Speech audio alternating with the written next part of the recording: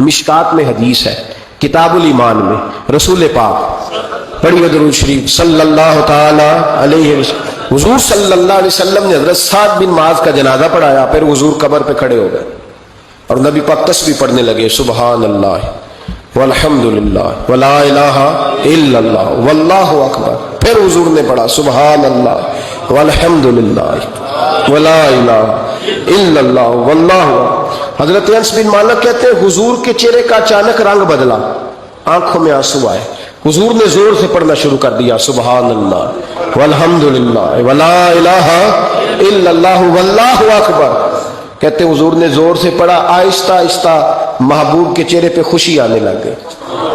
جب حضور فارغ ہو گئے، دعا مانگی، نکلنے لگے تو عرض کی یا رسول اللہ یہ کیا تھا؟ حضور فرمانے لگے تمہارے بھائی کی قبر تنگ ہو گئی، میں نے تسبیح پڑھی ہے تو اللہ نے اس کی قبر کو کشادہ کر دیا ہے، اللہ نے اس کی قبر کو۔ تو پھر اس کا مطلب ہے قبروں پہ کھڑے ہو کے تلاوت کرنا، عبادت کرنا، ان کے لیے کوئی تسبیحات پڑھنا، یہ نبی پاک کی سنت ہے صلی اللہ تعالی۔ یہ مسئلہ بھی سمجھ میں آ گیا۔ اب آگے چلتے ہیں، کہتے ہیں جی ختم، پھر آخر میں ختم شریف ہی رہ جاتا ہے تو وہ ختم شریف نہ پڑھیں۔ اگر آپ مجھ سے میرا چھوٹا سا تجربہ پوچھیں نا، تجربے کی بات یہ ہے کہ اب ختم نہ دلانا فیشن ہے،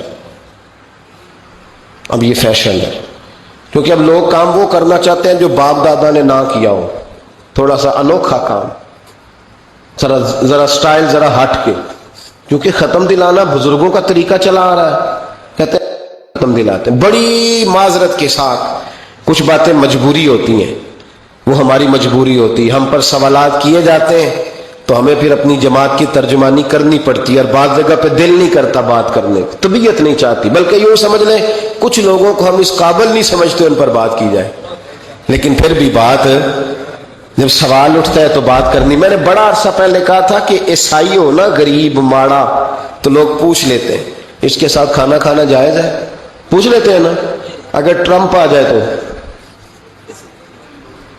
جی وہ بھی صحیح ہے کہ نہیں؟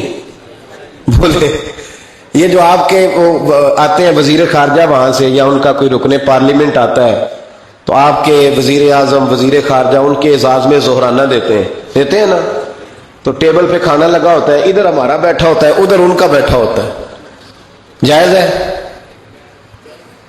پوچھا کسی نے مسئلہ کیوں؟ وہ تگڑا اس لیے پاکستان کا عیسائی ہو تو فتویٰ اور ہے، اور امریکہ کا ہو تو فتویٰ، بولے صحیح کہہ رہا ہوں؟ امریکہ والے عیسائی ہیں کہ نہیں؟ سارے عیسائی ہیں، تو ٹرمپ آ کے بیٹھ جائے سعودی عرب کے بادشاہ کے سامنے، چلو کھلی بات کر لیتے، اس کے ساتھ کھانا پینا جائز ہو جاتا ہے۔ اور اگر عیسائی ماڑا ہو، پاکستان کا ہو، مزدوری کرتا ہو، پھر سارے لوگ پوچھتے ہیں نا مسئلہ کہ حضرت صاحب عیسائی سے کھانا جائز ہے، تو میں نے کہا بھائی ٹرمپ کے ساتھ بھی کھانا ناجائز ہے، ناجائز ہے کیونکہ اسے پاکی پلیتی کا نہیں پتا، جن چیزوں کو آپ ناپاکی سمجھتے ہیں ان کو خبر ہی نہیں کیا کرنا ہے۔ بولے ہوتا یہ ہے کہ جب اب دیکھیں نا، کچھ عرصہ پہلے لاہور میں ایک بڑا جنازہ ہوا تھا، وہ لوگ جو کہتے ہیں نماز جنازہ کے بعد دعا نہ کرو حرام ہوتی ہے، یعنی پہلے تو کہتے تھے ولیوں سے نہ مانگو، اب کہتے ہیں اللہ سے بھی نہ مانگو، یعنی جنازے کے بعد دعا یعنی اللہ سے بھی نہ مانگو۔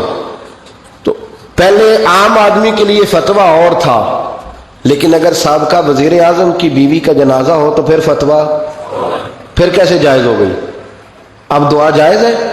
یہ ظلم ہے، یہ امت کے ساتھ یہ زیادتی ہے۔ ابو داؤد کی حدیث ہے، رسول پاک علیہ السلام نے فرمایا جب تم جنازہ پڑھ لو تو فخلصوا لہ الدعاء، پھر مرنے والے کے لیے مخلص ہو کے دعا مانگو۔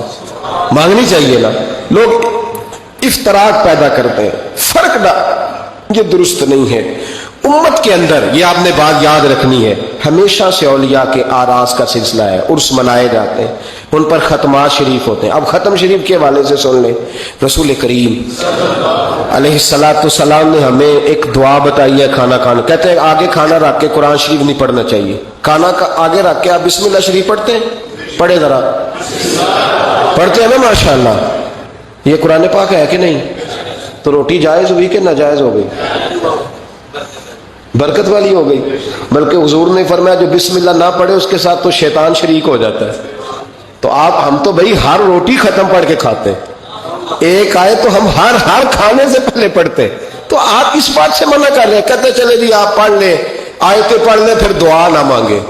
لو سن لو، سامنے کھانا رکھ کے دعا، کس بات میں الجھ گئے یار؟ امت کو بڑی بات بتاؤ، دنیا بڑی آگے چلی گئی، انہیں آگے لے کے جاؤ، تم کیا کر رہے؟ کہنے لگا کہ دعا نہ مانگے، تمہیں جو کرنا میری بات پہ، کھانا آگے رکھ کے نہ مانگے۔ تو میں نے کہا تو سائڈ پہ رکھ کے مانگ لیا کر، کھانا دور رکھ لیا، دعا یہاں مانگ لی، ہمیں کوئی اعتراض، لیکن مانگا کر، دعا مانگا کر۔ اب حدیث مسلم سن لے، صحیح مسلم کی حدیث ہے، رسول کریم علیہ السلام کے صحابہ تبوک سے واپس آ رہے تھے، اور وہ سینکڑوں میں نہیں ہزاروں میں تھے۔ کھانا ختم ہو گیا، پانی بھی ختم ہو گیا، صحابہ کرام نے مشورہ کیا اب اس طرح کرتے ہیں، ایک ایک اونٹ ذبح کرتے ہیں، ذبح کر کے اونٹ پکانا شروع کرتے ہیں۔ ختم شریف کی بات عرض کر رہا ہوں کیونکہ اب ختم ہو گیا، سارے جمع ہو کے حضرت عمر کے پاس گئے، کہنے لگے حضور اس طرح کریں، ہم ایک ایک اونٹ اب ذبح کریں گے اور اسے کھائیں گے۔ حضرت عمر فرمانے لگے اونٹ ذبح کر لو گے تو سواری کس پہ کرو گے؟ کہ حضور پھر کیا کریں؟ فرمایا جتنا جتنا کھانا تمہارے پاس ہے نا میرے پاس لاؤ۔ کسی کے پاس اتنی سی کھجوریں تھیں، کسی کے پاس آدھا کلو سرکہ تھا، کسی کے پاس چند بچے ہوئے ٹکڑے تھے، سارا کچھ حضرت عمر کے پاس لائے۔ جناب عمر نے اپنی چادر میں، اپنے صافے میں سارا کچھ باندھا، سیدھے دروازہ رسول پہ پہنچ گئے۔ نبی کریم علیہ السلام کے آگے کھانا رکھ کے، آگے لنگر رکھ کے حضرت عمر کہنے لگے یا رسول اللہ ذرا برکت کی دعا کر دے۔ ہزاروں میں لشکر ہے، یہ نظریہ ہے جناب عمر فاروق کا، یہ طریقہ ہے حضرت عمر کا، نہ اس طرح کرو، امت کو نہ لڑاؤ۔ میرے رسول کریم علیہ السلام کے غلام نے، حضرت عمر نے کھانا آگے رکھا تو حضور مسکرائے، وہ حضور کہنے لگے عمر تو طے تک ہی پہنچ گیا ہے۔ حضور مسکرائے اور مسکرا کے محبوب نے ہاتھ اٹھائے، دعا فرمائی۔